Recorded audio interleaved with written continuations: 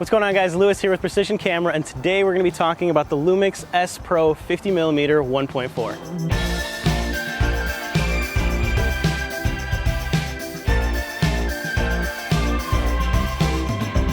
So when Panasonic said this was going to be their no-holds-back lens, they weren't kidding. This guy is big and beefy. It's built like a tank and it's weather sealed really, really well. I've got an aperture ring here that'll go from f1.4 to f16, and I've got a really cool clutch focusing system that I can go from autofocus to manual focus by just going back and forth. Panasonic has also said that this is going to be their new standard that they're going to reference the rest of their L series lenses to hold up to this guy. So I'm out in the east side of Austin with Emma shooting some portraits, and we're going to test this out and see if it's really as sharp as they say it is. So I want to take a second to talk about the autofocus system, and it is lightning fast. It has a double motor. It's got a linear as well as a stepping motor in here, and it's going to make this incredibly, incredibly quick.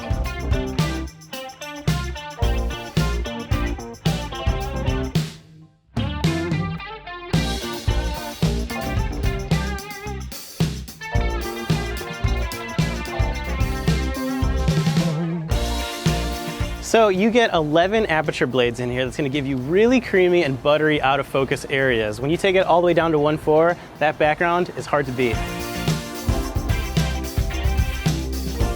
I want to talk a little bit about the aperture ring here.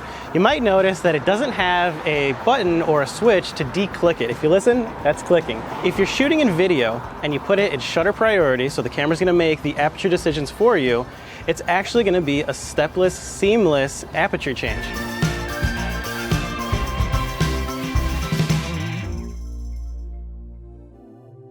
So a lot of us like to use the Aperture Dial when we can, but sometimes it's pretty convenient to use the dial in the front here by the shutter button. To use that as your priority, all you do is turn it to A, and now you should be able to adjust your aperture right here. So this lens is phenomenally sharp. I mean, the optics on this are amazing, edge to edge, even at f1.4. You get a little bit minute difference at f2, and even more so when you step it down to f2.8, but from there on, it's typically gonna stay the same. But I cannot complain. This is a fantastic lens, especially at f1.4. So for the videographers out there, we already talked about how the aperture will seamlessly change all the way through. So here's another point that I wanted to talk about. The manual focus. Let's say you want to put a follow focus system on here.